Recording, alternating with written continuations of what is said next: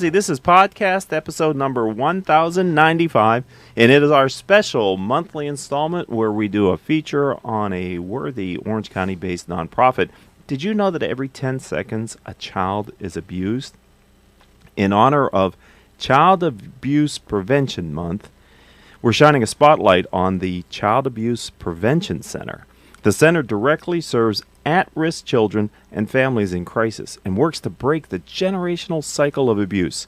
I've invited Executive Director Scott Trotter to join us to share more about the foundation and the wonderful work they're doing. Scott, welcome to the radio show. Thank you, Rick. Pleasure to be here and an honor as well. It's good to have you here. Let's start by having you talk a little bit about your path to the organization. What's your background, Scott? Oh, interesting. I'd much rather talk about the organization, but I grew up in Southern California. Our family spent a lot of time through the church and other ways, working with other families and really appreciating families that were struggling. I think it was when I was back in Chicago in business school, we took a lot of time to, I was part of a group called the Business with a Heart group, and we took our principles from management. An example of that was total quality management, and tried to apply them practically to nonprofits and schools and other folks in the community that would be able to benefit from them. So an example, we took total quality management, applied it to schools, and called it total quality schools. In the process of that, we began to volunteer and work with families that were isolated by poverty. And it was just a bunch of business school students that would spend time with families, teach them sort of decision-making skills, look at what's going on in their family, teach them budgeting and financial management, but also just relationship management. What did we know? But we were just business school students trying to apply that back. But a profound thing occurred to us as we did this. We saw that families were completely capable of helping themselves. They just didn't have the ideas, and nobody had taken the time to spend time with them and describe better principles of going about their families to them in a way that was meaningful to them. And we saw some real positive, lasting changes come from that. That left a big impression on me.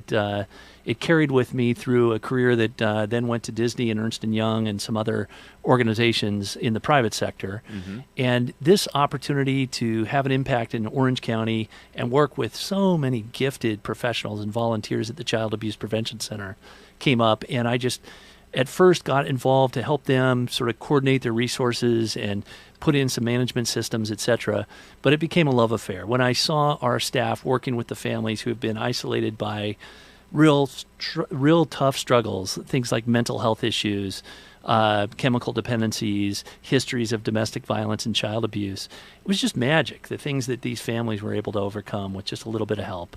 So that got me hooked, and I've been there for a little over a decade now. Really? And it's just been a tremendous thing to watch grow and meet the demand in the community. So, Scott, you've told us a little bit about what the Child Abuse Prevention Center is about, but can you highlight maybe the mission and a little bit more about what services you're providing today in the community? Yeah, I would love to. I mean, it's a funny thing. Child Abuse Prevention Center, you could do almost anything and call it child abuse prevention. So I think that's an important question. Okay. And for organizations, when you define a mission, you really want it to hang and give you direction. And for us, our mission is to prevent and break the generational cycle for families that are at risk, and especially kids that are at risk and parents that are struggling in crisis. So we really aim to be a practical service provider. We look for families here in Orange County that range across the map and all across geographically, but socio-economically as well. So everybody... So child abuse happens across all socioeconomic strata. It happens in Costa de Caza, in Newport Beach, as well as Santa Ana and Anaheim. Okay. It's all over the place. All right. The people who are most open to getting help tend to be people who are struggling for other reasons as well, poverty or mental health issues. So we have programs that line up with our experts basically along the age of development for the kids. So we have a program called Home Visitation Infant that works with moms and dads who are just bringing their kids home from the hospital. And when they give birth at the hospital will do a screening tool and say, are you at risk? Are there issues that you can get help from somebody to come home with you? Okay. And if they say yes and they volunteer into the program, our case staff will work with them for up to 6, maybe even 18 months and teach parenting principles, look at safety in the home, teach breastfeeding, really important things to get that family attached to that child Right. and break out of what is a generational cycle So of abuse. is that one of the key ways that your organization is helping to break the generational cycle, is kind of getting it right there early? Yeah, exactly. I mean, in general, we're looking to get it early in terms of the age of the kid, but also there are families that are at moderate risk. And if we can engage with them at that stage, it's much less expensive for our community than to engage after abuse has occurred. Okay. It's much harder to correct. Really? So breaking out of that generational cycle happens with much more effort in much more impactful way if we catch people up front. So is there a statistic of how likely a parent is to be a child abuser if they were an abused child? Is there?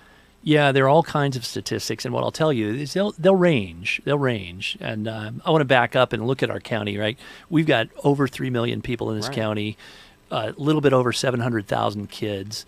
My spreadsheet says that roughly 1 in every 5 of those kids experiences neglect, abuse, or bullying in a given year. So if you're walking around Disneyland, that's every 5th kid, right? And it happens with that level of frequency. What we aim to do is help those kids who are going to be subject to it cope with it and accept it, and then not let it have a lasting impact on them. Yes. And also help those who are perpetrating it to say, look, you don't need to approach your kid that way or your neighbor's kid, right? There's a different way to get somebody motivated to do a positive thing that you are trying to do, and then to get angry or escalate to violence, etc. So I can see how that ties back to your time in Chicago in grad school then, teaching them ideas on how to deal with it. You learned that at I take it at a young age. You went right from Claremont to business school? Or did No. you I spent some time traveling the planet. I went through Russia and taught in China. Wow. And then came back and worked in downtown LA, volunteered to do junior achievement, actually, in Crenshaw High School. And it was amazing. Just an amazing, humbling, profound experience. And that was formative as well.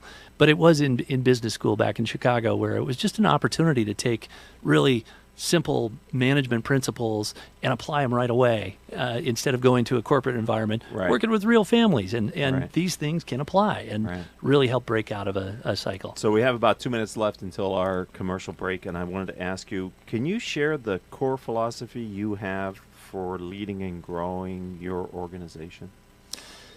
Yeah, that is a really great broad question, but I think the thing that weathers all storms and time is staying close to the need in the community and designing your organization and adapting around that need.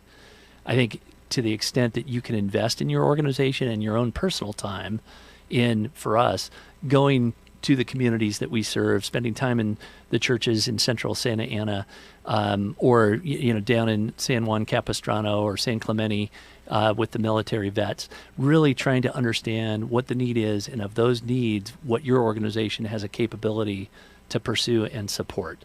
I think that's the thing that has allowed us to grow and weather changes in the economy and everything outside of the organization. Yeah, because you started as the executive director. You said 10 years? Yeah. You were right. A little over 10 years ago. Right in the throes of the Great Recession.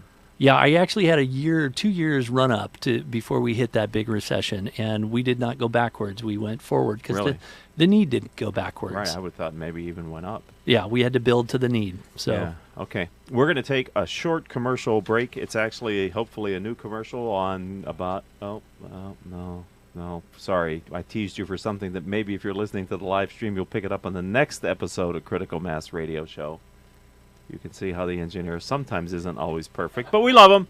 Anyway, we come back. I'd like to talk to you about the current challenges facing your organization, Scott. Great. We'll do that after a word from me. Thank you, Moffett. And that's also code for getting a lot done with very little. But I think more broadly, we've grown to a position to where we really need to be good about appreciating what we're doing and the business model, right? So basically, we're working with a family who can't afford the services that we provide but greatly benefit from them. So there's value generated with that family. Because they can't pay for it, we need to be able to communicate that sense of value to somebody who can pay for it. And for us as a nonprofit, that means donors. Sometimes that means family foundations. Sometimes it's corporate foundations or government or contracts. And as I work down that ladder, the longer the commitment is. So we need to be making 1, 2, 3, 5, 10-year commitments in the types of services that we're providing. So when people talk about a balance for a nonprofit, that's the balance. We want to stay devoted to the need in the community and the families that need our help, but we also need to anticipate how that need might be changing, and then see that value and be able to report it back and communicate it and advocate for it in the community. So do you have any social enterprise in the nonprofit? Do you have any revenue generating vehicles on your own, or are you looking for the donations and the support from the governmental agencies? We largely rely on donations, given our cause and given how isolating and important it is to be discreet and secure about our families. Yes. It's very difficult to quote unquote monetize that and turn it into a social enterprise. However, there are some really cool models out there for things like pay for success, so that when a family achieves success, we might align ourselves with a hospital or an insurance company that actually saves money when a family breaks out of that generational cycle. As an example, then they'd be much less likely to show up in their emergency room when it's not actually an emergency, if they're a much more stable family. And so a hospital could be willing to pay us to provide our services. Got it. So doesn't quite fit the definition of social enterprise, because I always think of that as selling T-shirts or something. Right, car wash, but a little hard to, Right, yeah. So for us, though, it's the understanding and appreciating the value we're generating for these families, and then finding somebody who's going to benefit from that value as well, and aligning ourselves. Yeah, this is, do you have, many of the nonprofits each month that we have on, there's 1 or 2 major events that they host in a year that generates kind of fundraising and awareness. Is there an event coming for your organization that you want to mention to our audience? Absolutely. So first, you've done a great job of saying April is Child Abuse Prevention Awareness Month. And then while that's not a fundraising event, we'll always receive donations. But if you're going to do anything for us, treat a kid well and do that by listening first, and being a really great leader for them, especially as the business community has a huge impact on so many parents. Second, we do have an event coming up down at the ranch in South Orange County. That used to be, Ben Brown's, Mark Christie and his gang have done a wonderful job of bringing new life to that place. Our event is a not-so-serious golf tournament. Oh, wow. And it's June 4th, Monday. Okay. Would love to have anybody down there, and sponsors especially. It's a great way to impact an organization like ours to underwrite the cost of that event. So senior executives out there that just want to get some marketing plus and do something great in the community would love to have your underwriting talents. Sure. Always we have campaigns. And then we have another big event at Pelican, a golf tournament on August 30th. And that's our annual golf classic. It's a wonderful, wonderful tournament. People have a great time. And between those 2 tournaments, we raise a good amount of money that allows us to cover a quarter of our fundraising budget. So would love to have anybody out there that has a heart for kids and preventing child abuse, so that we don't have to deal with it as a society later. Thank you. That's great. So, and this information, we're going to get your website at the very end in a couple of minutes. So we'll make sure, if you're interested, we'll help you to find that information on Scott's website. As you're describing what you do, I have to imagine it can be kind of a challenging, heartbreaking, heart-touching kind of. Child abuse is a very difficult subject, I'm sure, for a lot of people to deal with. Yeah, I could certainly tell you stories that would bring a grown man to tears, but that is not the nature of our work, right? We're working with families at that point, call that point A, and because we're in the prevention business, we're moving to a much healthier point B. Good. So actually, on a daily basis, I am inspired by the progress our families make. Right. But it is out there, and the stories that will make you cry are out there, and we see it all over the place. Wow, you told me before the show started here on octalkradio.net that one of the key words in your organization is prevention, and I can see in your messaging and how you're dealing with it that is such an powerful way to feel good about a difficult situation and a difficult topic, is to be able to feel like you're bending the needle a bit on the repeating of it and helping people to prevent it. Yeah, giving Rick, them coping skills. You're so right, so right. I mean, the models say $1 of prevention today saves our community $9-10 later, right? If and we those have to intervene. costs that you were talking about. Yeah, Okay. exactly. And if we don't check, it's not hard to imagine what happens. A lot of people who are in prison and jails are creating problems in our community. Cost a lot to reverse all of that, and that's where the $10 comes from. But an ounce of prevention is worth a pound of cure. There you go. I've heard that saying before. I did not create that here today on octalkradio.net and Critical Mass for Business. 2 last questions. We have about 3 minutes left. Can you talk about the future for the organization? I love having nonprofits on because you have a vision, you have a forward-looking direction. Can you just share a little bit of that, Scott, with us? Absolutely, Rick. Why does child abuse have to exist? It doesn't. It doesn't. It's ridiculous. We know what the answers are. So the vision is, and we've talked about a generational cycle, the vision is within 2 generational cycles, which lands us just around 2050, we would like to be done with child abuse in Orange County. And if we do that successfully by engaging in this generation with families that have infants, toddlers, that have kids who are suicidal, that have all kinds of stresses related to poverty, mental health issues, if we can address those families directly, then the lessons that we learn in those success stories can pay forward to not just our community, but outside of Orange County as well. And then the next generation continue that on. So when we engage with a family today, our client is really the kid. We're really looking at that 6-month-old and saying, that is the person we want to be a great parent when they hit 25 years old. And if we succeed at that, then we can start to see these generational cycles broken, and pretty soon we're in a whole different planet. So that is an awesome goal, vision, and it's inspiring, right? To have that as a focus. You had mentioned earlier that bullying is also an area where you kind of focus on. Do you consider that under the umbrella of child abuse? Oh, absolutely. And, Rick, I should be clear, domestic violence as well. Even if a child is not physically involved, witnessing domestic violence or just being part of a household has a huge, huge negative impact on a kid. Okay. So that's another area that we are very concerned about and very focused on. Bullying as well, and that is something that is just, especially in this day and age of social media, right. We all have done the case studies, back in Missouri and all across really the nation. We're seeing more and more examples of kids who are vulnerable leaving themselves vulnerable to bullying in all kinds of different ways. Wow. So reaching out to elementary schools, junior highs, and high schools, and educating kids about a healthy relationship and identifying people who could potentially be a bully and what to do about that, right? That can break us out of the current gridlock that we have that kind of, in some cases, can engender bullying. We don't want that anymore. Right. You mentioned suicide as well, and we only have a minute. My engineer's giving me the 1 minute finger, ladies and gentlemen, is what I meant to say. Are you seeing then the risk of suicide increasing in with the populations that you're working on? Is that something that you're observing, or?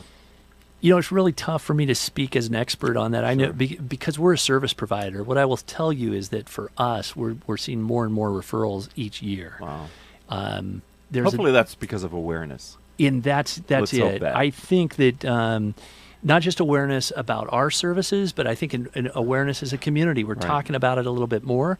Sometimes that has an effect where a kid will see a suggestive movie or a show and then think, okay, that's something that I want to entertain, that kind of thinking, but that then brings them out so that can be addressed in some cases. Right. Goes back to your prevention. Right, mantra. right. So it makes them a prevention candidate. Right. It is an area that also represents a family that can be in dysfunction. So that's an opportunity for us to get engaged. And a decade ago, we helped the county innovate a service where our caseworkers and therapists would be dispatched to a family that was struggling. So that would prevent them from escalating and moving to a hospital situation. That's excellent. So, Scott, if someone would like to learn more about your organization, how do they find you online?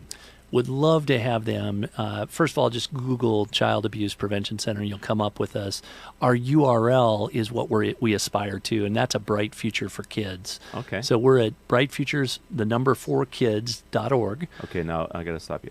Is it plural, Bright Futures, or Bright Future? Plural. Okay, so give it again then. brightfutures4kids.org. And you'll find all kinds of information about us there and get involved. You can also follow us on all the social media, Twitter, Facebook, LinkedIn, everything else. Okay, well, I've really enjoyed the time we've spent here, and I love the work that you're doing, and thank you for being focused on prevention. And this has been a great time.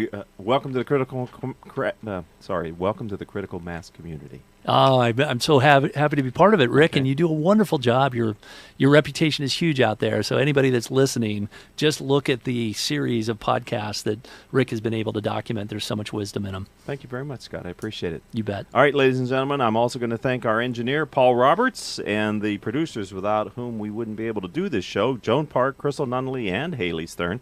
If you'd like to connect with me on social media, let's start with LinkedIn. I'm Richard Franzi, Franzi. Until our next show, I hope all of your business decisions will move your company in a positive direction.